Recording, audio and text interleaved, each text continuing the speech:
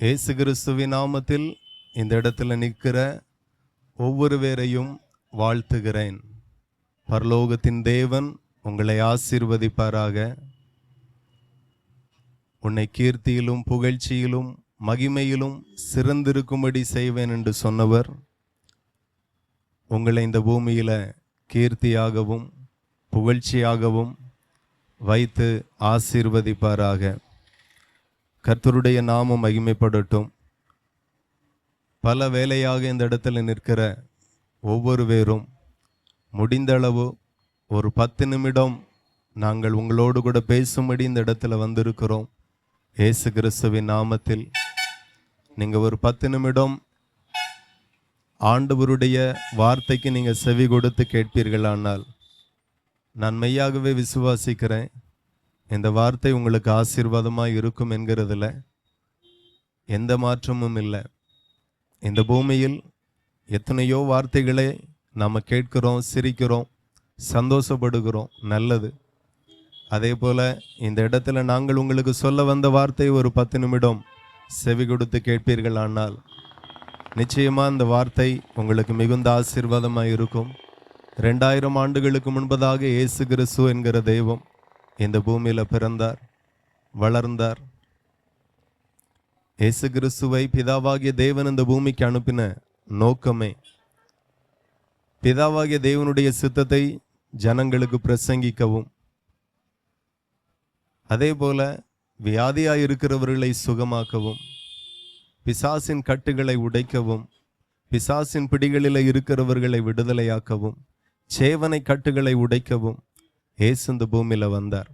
அது மாத்திரமல்ல, ஒவ்வொரு மனுஷனுடைய பாவத்திற்காக மோசேயினுடைய நாட்களில் ஆலயங்களில் மாடுகள் பலியிடப்பட்டது, ஆடுகள் பலியிடப்பட்டது, பறவைகள் பலியிடப்பட்டது.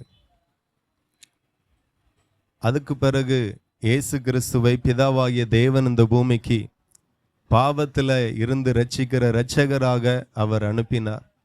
இயேசு இந்த பூமியில் வந்து எல்லா மனுஷனுடைய பாவத்தையும் தன்மேலே ஏற்றுக்கொண்டவராக எல்லா மனுஷனுக்காக தன்னையே பலியாக்கினார், இரத்தம் சிந்தினார், ஜீவனை கொடுத்தார், மரித்தார், 3வது நாள் உயிரோடு எழும்பினார்.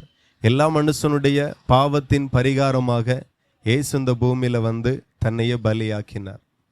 இப்படி 3 விதமான முக்கிய காரணங்களுக்காக பிதாவாகிய தேவன் தன்னுடைய ஒரே பேரான குமாரனை இந்த பூமிக்கு அனுப்பினார்.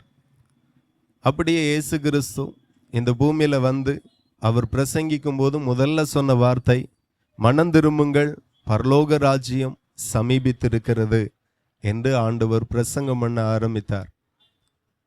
இன்றைக்கு கவனிக்கணும், நான் இதிலிருந்தெல்லாம் மனம் திரும்பணும்.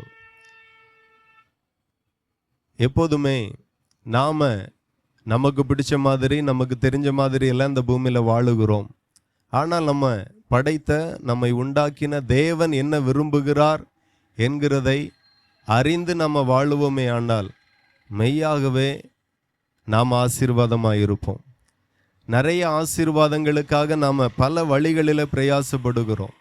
இந்த பூமியில் எப்படி ஆசீர்வாதமாக இருக்கலாம், என்ன செய்த ஆசீர்வாதம் வரும் அப்படின்னு பல வழியில் நாம் போராடுகிறோம், பிரயாசப்படுகிறோம், முயற்சி செய்கிறோம். நிறைய நேரங்களில் அது தோல்வியிலேயே பெரும்பாலும் முடிகிறது. இதனாலே நிறைய பேர் தற்கொலை, வாழ்க்கையை வெறுத்தவர்களாக, எடுக்க வேண்டிய முயற்சிகளை கூட இனி எவ்வளோ முயற்சி எடுத்தாலும் வாழ்க்கை இப்படி தான் இருக்க போகுது என்று சொல்லி விட்டுவிட்டார்கள். ஆனால் வேதத்தில் ஆண்டவர் எழுதியிருக்கிறார், கர்த்தருடைய ஆசீர்வாதமே ஐஸ்வர்யத்தை தரும், அதனோடு அவர் வேதனையை கூட்டார் என்று சொல்லப்பட்டு இருக்கிறது. அப்போ ஒரு மனுஷனை ஆசீர்வதிக்கிறது தேவன்தான் ஒரு மனுஷனை ஆசீர்வதிக்கிறார், ஒரு மனுஷனை உயர்த்துகிறார்.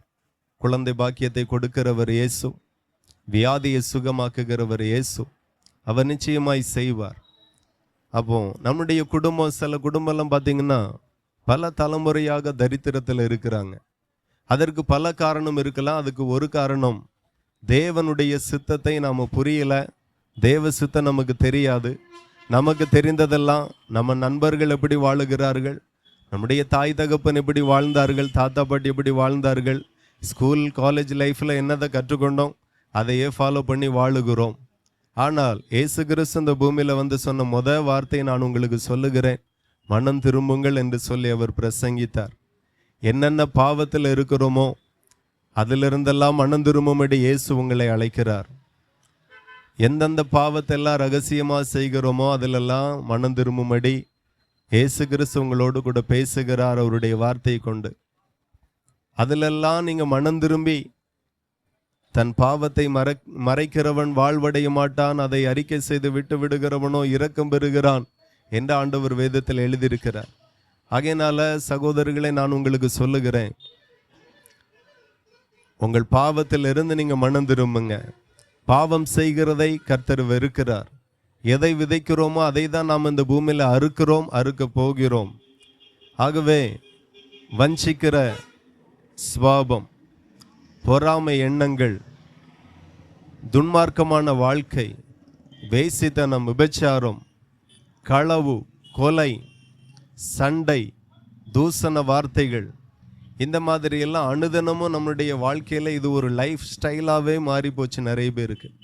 இதிலெல்லாம் என்ன, ஒன்றும் இல்லை, அடிக்கிறதுனால என்ன, பொறாமை பிடிக்கிறதுனால என்ன, ஏதோ கொஞ்சம் ரூபா வஞ்சித்துட்டோம், இதில் என்ன வரப்போகுது, இது யாருக்கு தெரிய போகுது, இப்படியெல்லாம் நம்ம அதை சாதாரணமாக பார்க்குறோம். நீங்கள் சாதாரணமாக நினைத்து செய்யக்கூடியதெல்லாம் எல்லாம் தான் நம்ம குடும்பத்தின் மேலே சாபமாய் வருகிறது, உங்கள் பிள்ளைகள் மேலே சாபமாய் வருகிறது. ஆகையினால தான் இயேசு பிரசங்கிக்கும் போது சொன்னார், மனம் திரும்புங்கள், மனம் திரும்புங்கள். அதை தான் 2000 ஆண்டுகளாக சபை செய்கிறது, மனம் திரும்புங்கள். அதை தான் நான் உங்களுக்கும் பிரசங்கிக்கும்படி வந்திருக்கிறேன், மனம் திரும்புங்கள். எவ்வளோ பாவத்திற்கு விலகி இருக்க முடியுமோ விலகி இருப்போம். இன்னைக்கும் நிறைய பேருக்கு பாவம் செய்கிறது பொழுதுபோக்காகவே இருக்கிறது, அது ஒரு ஜாலியாகவே இருக்கிறது. பாவ சந்தோஷத்தை நாம் வெறுப்போம், அது நல்லது. பாவ சந்தோஷத்தில் ஒருவரும் மதிமயங்க கூடாது. பாவம் செய்து ஒரு ஃபெஸ்டிவலை கொண்டாடுகிறது, பாவத்தை அனுபவிச்சுட்டே புது வருஷத்திற்குள்ள பிரவேசிக்கிறது. புது வருஷம்னா நிறைய பார்ஸ், நிறைய ஹோட்டல், நிறைய லாட்ஜ் எல்லாம் புக் ஆகிரும். ஒரு புது வருஷத்துக்குள்ளே போகும்போதே நிறைய பேர் தண்ணி அடிச்சுட்டு, வேசித்தனம் பண்ணிட்டு, விபச்சாரம் பண்ணிட்டு, பொல்லாங்கு செய்துட்டு, இந்த மாதிரியே தான் புது வருஷத்திற்குள்ளே நிறைய பேர் பிரவேசிக்கிறோம். அப்போ அந்த வருஷம் எப்படி நமக்கு ஆசீர்வாதமாக இருக்கும்? படைத்த தேவனுக்கு எது பிடிக்குது எது பிடிக்கலை என்கிறதை மட்டும் நம்ம புரிஞ்சுக்கிட்டோம் அப்படின்னா வாழ்க்கை ரொம்ப ஆசீர்வாதமாக இருக்கும். நீங்கள் ரொம்ப சமாதானமாக இருப்பீங்க. உங்கள் பிள்ளைகள் செய்கிறதெல்லாம் அவர்களுக்கு வாய்க்க பண்ணுவார். நிச்சயமாக நன்மை உண்டாகும். ஆகையினால் இந்த கர்த்தருடைய வார்த்தையை நான் உங்களுக்கு பிரசங்கிக்கிறேன், மனம் திரும்புங்கள். ஒரு முறை இந்த பூமியில் ஒரு பெரிய அழிவை ஆண்டவர் கட்டளையிட்டார். பல ஆயிரம் வருடங்களுக்கு முன்பதாக. இயேசு கிறிஸ்து பிறந்தே 2025 வருஷம் ஆகுது. அதுக்கு முன்பதாக, பல ஆயிரம் வருடங்களுக்கு முன்பதாக ஒரு முறை ஆண்டவர் ஜலத்தினால பூமியை அழித்தார் என்று வேதத்தில் சொல்லப்பட்டு இருக்கிறது. அப்போ ஏன் அழித்தார் அப்படின்னா, ஆண்டவர் ஒவ்வொரு நாளும் நம்மை கண்காணிக்கிறார், ஒவ்வொரு நாளும் கவனிக்கிறார், பேசுகிறதை கவனிக்கிறார், செய்கிறதை கவனிக்கிறார், செயலை கவனிக்கிறார், வாழ்க்கையை கவனிக்கிறார். அப்படியே ஆண்டவர் கவனிக்கும் போது வேதத்தில் ஆதியாகமம் 6ஆம் அதிகாரம் 5வது வசனத்திலிருந்து 7 வரைக்கும் வாசித்தீர்கள். ஆனால் அவருடைய வசனம் சொல்லுகிறது, மனுஷனுடைய அக்கிரமம் பூமியில பெருகினது என்றும் அவன் இருதயத்தின் நினைவுகளின் தோற்றமெல்லாம் நித்தமும் பொல்லாததே என்று கர்த்தர் கண்டு, தாம் பூமியிலே மனுஷனை உண்டாக்கினதற்காக கர்த்தர் மனஸ்தாபப்பட்டார், அது அவர் இருதயத்திற்கு விசனமாயிருந்தது என்று ஆண்டவர் தன்னுடைய வேதனையை, துக்கத்தை வேதத்தில் எழுதியிருக்கிறார். அப்போ நோவாவினுடைய நாட்களில் பெரிய மழையை ஆண்டவர் கட்டளையிட்டார். இரவு பகலாக 40 நாள் இந்த பூமியில் பயங்கரமான மழை. எவ்வளோ பெரிய சிட்டியாக இருந்தாலும் 5 மணி நேரம் 8 மணி நேரம் பெஞ்சா நம்ம வீடெல்லாம் முங்கிருது, வாகனம் எல்லாம் முங்கிருது. அப்போ 40 நாள் இடைவிடாமல் மழை. அப்படின்னா உலகம் எப்படி இருந்திருக்கும்? பெரிய பெரிய பர்வதங்கள் எல்லாம் மூழ்கி போச்சு. அப்படியே மனு குலம் அன்றைக்கு அழிந்தது. ஆனா ஒரே ஒரு மனுஷன் நோவா மாத்திரம் காப்பாற்றப்பட்டான். நோவாவினுடைய மனைவி காப்பாற்றப்பட்டால், பிள்ளைகள் காப்பாற்றப்பட்டார்கள். குடும்பமாய் கர்த்தர் அவர்களை காப்பாற்றினார். அப்ப ஏன் நோவாவை ஆண்டவர் காப்பாற்றினார் அப்படின்னா, அவன் நீதிமானாய் இருந்தான், உத்தமனாய் இருந்தான், தேவனுக்கு பிரியமாய் வாழ்ந்தான். ஆகையினால கர்த்தர் அவனை காப்பாற்றினார். அப்போ ஆண்டவர் ஒரு மனுஷனை பாதுகாக்கிறவர், பராமரிக்கிறவர், ஆசீர்வதிக்கிறவர், உயர்த்துகிறவர். அந்த ஆசீர்வாதமும் நன்மையும் மேன்மையும் எப்பொழுது வருகிறதென்றால், பாவத்தை தேவன் வெறுக்கிறார், பாவத்தை நீங்களும் வெறுக்கணும். அக்கிரமத்தையும் துன்மார்க்கமான வாழ்க்கையும் தேவன் வெறுக்கிறார், நாமளும் வெறுக்கணும். அப்படி வெறுப்பமையானால் இந்த பூமியில நாம ரொம்ப ஆசீர்வாதமாய் இருப்போம், தலைமுறைகள் ஆசீர்வாதமாய் இருக்கும்.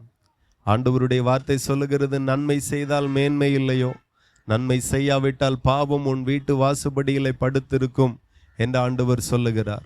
அப்போ மேன்மையா வாழணும், மேன்மையா இருக்கணும் அப்படின்னா அதுக்கு ஒரே ஒரு காரணம்தான், நன்மை செய்வோம். நன்மை செய்கிறதுல தேவன் பிரியப்படுகிறார். நீங்க நன்மை செய்கிறதை கர்த்தர் விரும்புகிறார். நன்மை செய்ய உங்களுக்கு கட்டளை இடுகிறார். இன்னைக்கு சொந்த தாய் தகப்பனுக்கு கூட பிள்ளைகள் நன்மை செய்கிறது இல்லை, உடன்பிறப்புகளுக்கு நன்மை செய்கிறது இல்லை.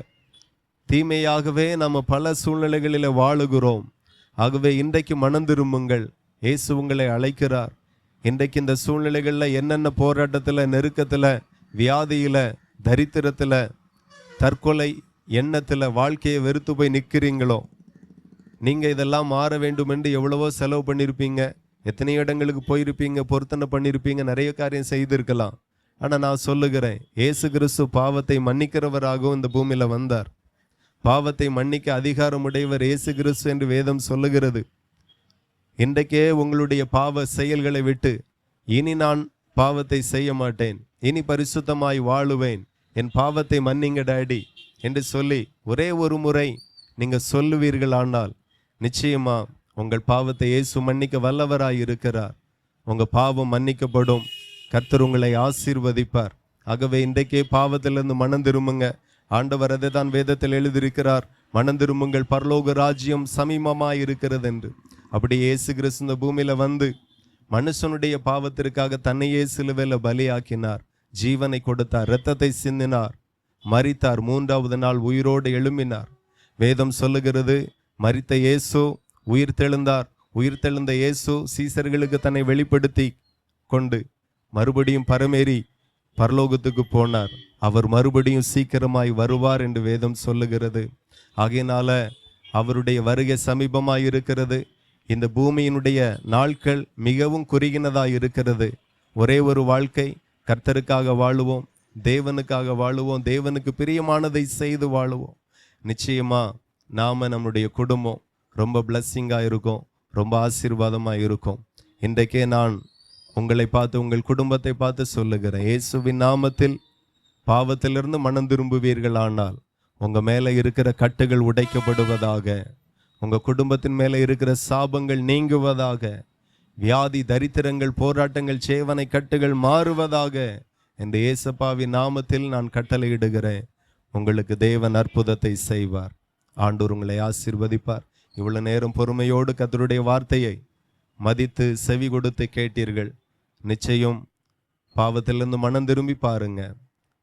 அதுக்கு பிறகு தெரியும் உங்களை படைத்த தேவன் எவ்வளோ உங்கள் மேல அன்பாய் இருக்கிறார் என்று, பிரியமாய் இருக்கிறார் என்று. நிச்சயம் அற்புதம் நடக்கும். கர்த்தர் உங்களை ஆசீர்வதிப்பார். God bless you.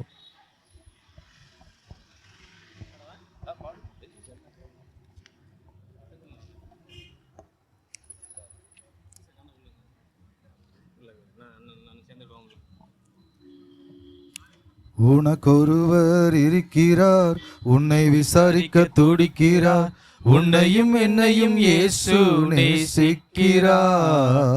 உன்னை உள்ளங்கைகளில் வரைந்திருக்கிறார், உன்னை உள்ளங்கைகளில் வரைந்திருக்கிறார்.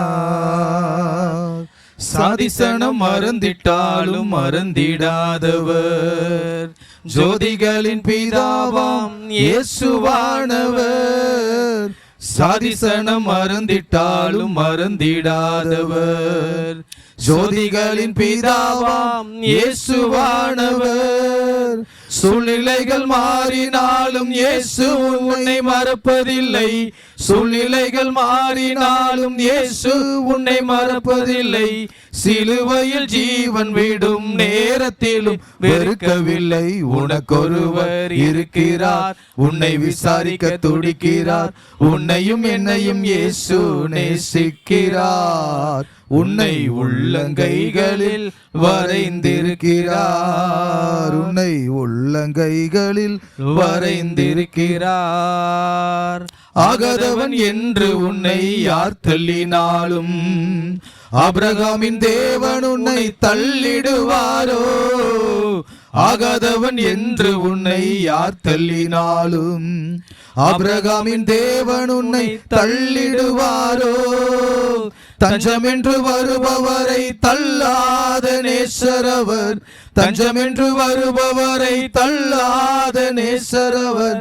அஞ்சிடாதே மகனே மகளே என்று உன்னை தேற்றிடவே உனக்கொருவர் இருக்கிறார்.